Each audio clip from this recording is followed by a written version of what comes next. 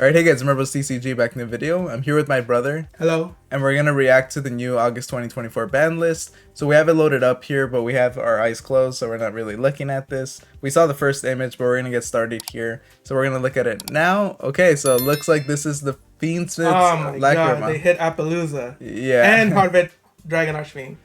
But the Fiendsmith Lacrima here, I know that this was a card that a lot of people were complaining that Fiendsmith was being put into every deck. So it's good to see that, just because it hurts the whole general nature of like building decks and having diversity. The APOLLOUSA one is crazy because everybody runs it, and even like rogue decks, that was the go-to. Which is very unfair for a lot of people. It's just annoying to hit it. It's the only like budget Omni Negate, so it just sucks that they're hitting all these budget options. And then the Hot Red Dragon Archfiend King Calamity. I did see that the Crimson Dragon was going to get a reprint in the 10. So it's not going to be that important with the Calamity being gone like this. It did create a lock, which, you know, is pretty annoying for any game. So I can see why they got that. The Burning Abyss monster that can pitch something from the deck. And this is pretty strong. So I could see why they hit it. It's always been limited for a good amount of time here. So it looks like there was a combo that was actually able to get really good use out of the card. But besides that, this is the forbidden list. I'm surprised they haven't hit Sanctified Dragon, since it's able to get the card lock in play. Yeah, maybe they hit it on somewhere else. We could see. We'll see. Okay, so now let's go here to the limited. So here we have the limited list, which is Eva here. So Eva, Snake Eye Ash, Snake Eye's Poplar. So you can see that these cards were really getting a lot of usage out of it. Snake Eye was in everything, and people were just finding ways of combining it with stuff. We could also see that the number 40 Gimmick Puppet of Strings and the number C40 Gimmick Puppet of Strings are limited. I think this is related to the OTK play that you can do with the Gimmick Puppets, where you can do a bunch of burn damage. So I can see why they limited that, just because it was pretty annoying. But again, that was pretty much everything that Gimmick Puppet was able to do. Branded Fusion is limited. That's huge. That is pretty huge. This deck has always been relevant since it came out, so seeing it a limited Branded Fusion, that's gonna hurt quite a bit. I guess it's the alternative take to hit Branded. Yeah, they're trying to find a way to hit it.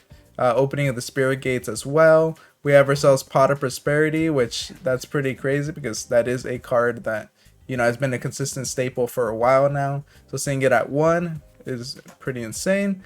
Sanguine Summoning, of course, this got hit once again. And then that Grasslick Screener, hey, that's pretty cool. So that Grasslick Screener, it's the one where, you know, you can mill a bunch of cards. Definitely gonna be worth putting in my Infernoid deck, even if it's just a 1 copy. I think it's gonna be fun to test out and see what you can do with it. It's cool to see that. Skill Drain as well, that's fine, limited here. Being able to, you know, just negate the whole board and create it into a degenerate, like, or into just a basic board here. This is here limiting it, so I think that's fine. Skill Drain's one of those floodgates that just isn't really really good for the game. Just to have a lot of them, having 1 copy I think is fine here. All right, and then we're gonna go to semi-limited. So here we can see that the 3 Dragon Rulers are semi-limited, or 4, so all 4 of them. Yeah. So and I could run 2 copies. Yeah, so definitely they're opening it up here where you can, I think that there's enough here where you can pretty much build a Dragon Ruler deck. You might have to put in some filler cards just for the 3rd copies there, but I think it's still going to make a solid build. Then we have the Lunalight Tiger, which was a pretty powerful card when New Lunites came out, and now we're seeing it semi-limited, which again I think is fine here. Thunder and Colossus, this is the one that everybody was going crazy with the last ban list when it got limited. But people saw that it wasn't doing anything too crazy. I saw the prices for it jump up when it first came out to like 30 bucks, and then it crashed pretty quickly soon after. And then here we have IB the World Chalice just this year. So this, of course, being semi-limited, I don't think it's going to be too crazy, and it's going to be fine at that placement. But let's go to the final one here, which is the no longer forbidden list.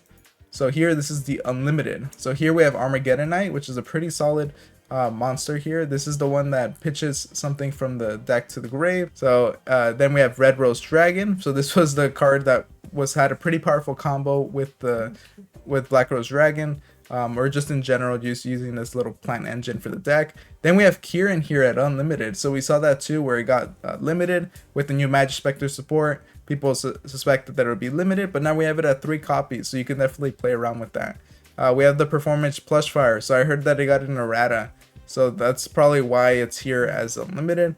Ancient Fairy Dragon as well. This one got an errata, that it got limited, and now here it's unlimited, so that's fine.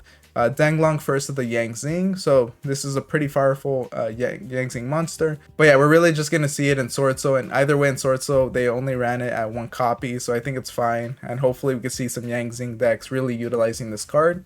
And then we have Time Seal here, that lets you skip the draw phase of your opponent's next turn. I think that's fine as a trap, just because like, I'm assuming there was a loop or something to really get power out of this card, just because it's just skipping one of your opponent's draw phases, but which is fine, just because you are using up a card slot for that.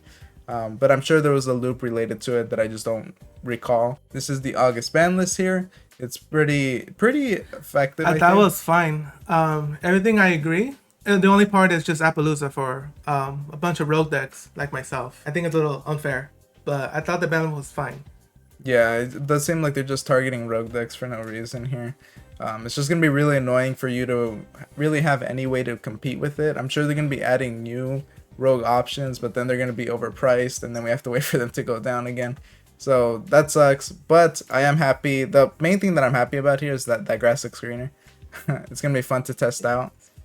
We also have the Snake Eye hits. So that's good to see, because Snake Eyes has been like running the game a bit, and also with at least the Fiendsmith Lacrima, I'm sure people are gonna want them to go a little harder than this, but I think this is fine to at least slow down the game a little bit and slow down those stacks, and also giving us some options for other things we want to build. And even here with the Metaspectre, Unicorn, and Kieran, I think it's gonna be interesting to see what people can play with using these new cards. But besides that, I hope you guys enjoyed the video and enjoyed the ban list. Let me know what you guys think about the ban list. Make sure to like, comment, subscribe, and all that. And we'll see you guys next time. Bye, guys.